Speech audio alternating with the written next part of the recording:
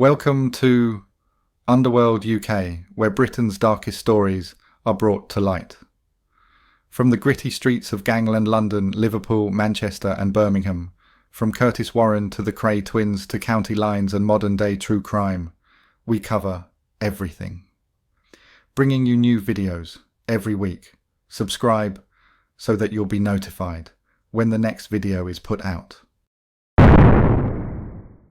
What does it take for an ordinary street corner to turn into a war zone? And how does a name whispered across Liverpool become something people genuinely fear? In the early 2000s, one gang did exactly that. Known locally as the Nogga Dogs or the Strand Gang, they weren't just another group of teenagers causing trouble. They became a symbol of how quickly violence can spiral out of control when rivalry, territory and reputation collide. The Strand Gang took their name from a row of shops on Scar Green Avenue in Norris Green, a place that became their unofficial headquarters. He was just involved in something that I didn't even could comprehend, just gangland in Liverpool, which I had nothing to do with, nothing at all to do with, but they didn't see it like that. And because I was on TV, so famous, I was a target. Like, these are horrible people who just don't care, like literally have just walked into pubs and macheted people up. Because like literally one day I drove out of my house and a well-known family in Liverpool are chasing me in the car and he's just like screaming to me, when I say slam on. So he slammed on, literally drove over a central embankment, like the car lifted off its feet. And the next thing you know, they've got this machete, I'm driving and he's got hold of his ankle. This sounds so mad when I'm saying it. One of the lads have got hold of his ankles and he's just battering my car with this machete and it's just literally flying at me. And I'm like, at the height of fame, like, massively famous, and it's just two parallel worlds. On the surface, it was just another part of Liverpool, but behind that, it was a front line. Their identity was tied to the area so deeply that even their nickname came from it, Nogga Dogs, a derivative of Norris Green. And during their peak, this wasn't a tightly organised crime syndicate with clear leadership. It was something more unpredictable. A loose network of young men, and in some cases boys as young as 12, pulled in by loyalty, fear and the promise of belonging. But every gang needs an enemy, and for the Strand Gang, that enemy was the Croxteth Crew. Living barely a mile apart, the two groups became locked in a bitter feud that would define North Liverpool for years. What started as petty disputes quickly escalated into something far more dangerous. Shootings, retaliation attacks and constant tension became part of daily life.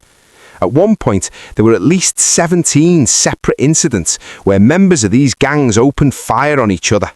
Think about that for a second. 17 shootings between two groups of young men, all within the same area. What does that say about how normalised violence had become? One of the key figures to emerge from the Strand Gang during this time was Liam Smigger Smith. Rising through the ranks as the conflict intensified, he became a central name in the feud.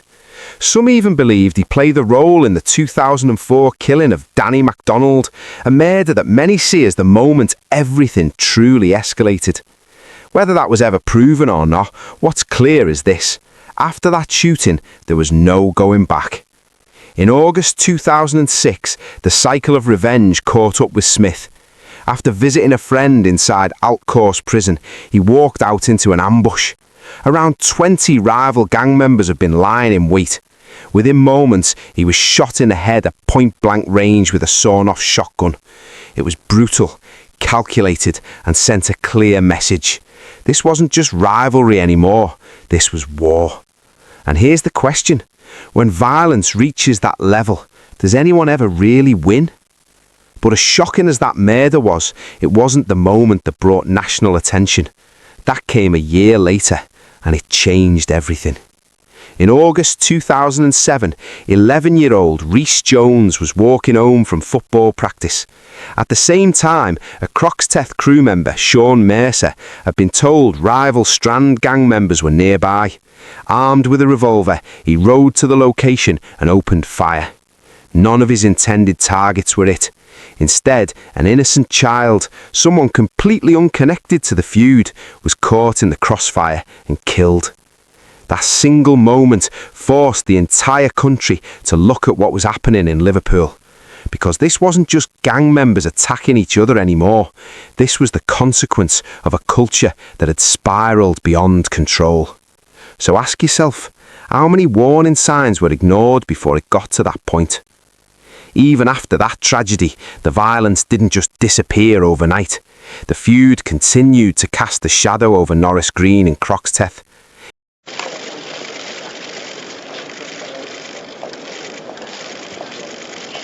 Yeah.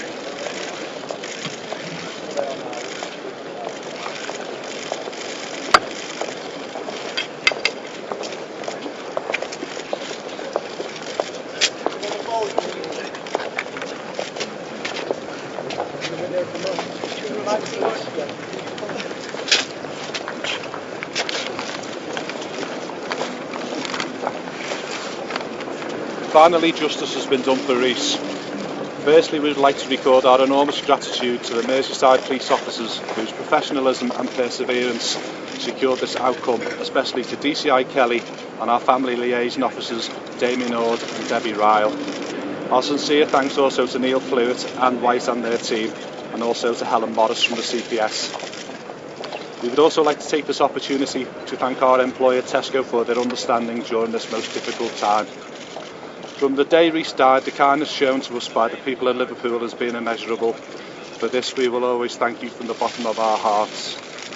Over the months we have found strength in the messages of support from many thousands of strangers around the world.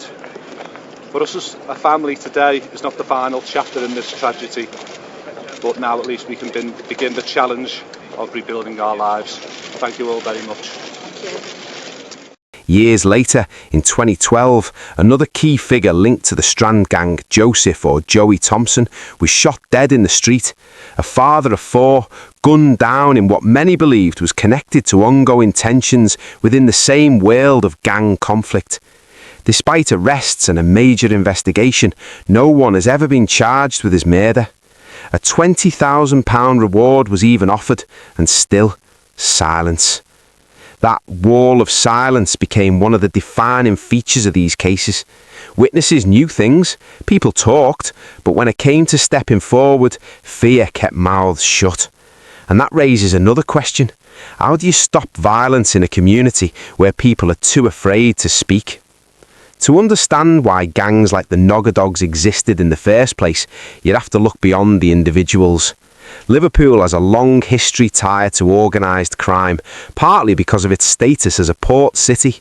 For decades, routes for drugs and weapons were already established. Getting shot was a day at the office. Getting bombed was a day at the office.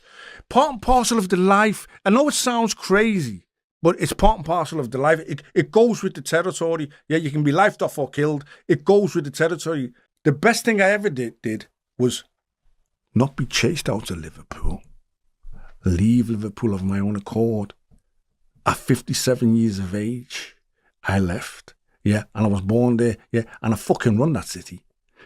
There was a time when I run that city. Combine that with poverty, lack of opportunity and social exclusion, and you create an environment where gangs can thrive. For many young people, it wasn't just about crime, it was about identity, protection and survival. But when that identity is built around violence, it comes at a cost, and often it's a cost paid by the entire community. At its peak, the feud between the Strand Gang and the Croxteth Crew turned parts of North Liverpool into something resembling a battleground. Reports suggested dozens of people were killed or injured over the years, with hundreds of incidents of violence and criminal damage. Armed police became a regular sight. Children walked past crime scenes on their way to school. Imagine growing up in that environment. How different would your choices be? And yet, over time, things did begin to change. Increased policing, community intervention, and major operations like the crackdown on encrypted networks like EncroChat disrupted organised crime across the UK. In Liverpool, it left a void, fracturing networks and reducing the level of coordinated violence. Community groups also stepped in, offering young people alternatives and trying to rebuild what had been lost during those years of conflict. So when people ask whether the Nogga Dogs were the most dangerous gang in Liverpool, maybe the real question is this: was it the gang itself or the environment that created it that made things so deadly? If you found this story interesting and want to see more deep dives into real UK crime stories, make sure to like this video and subscribe to the channel.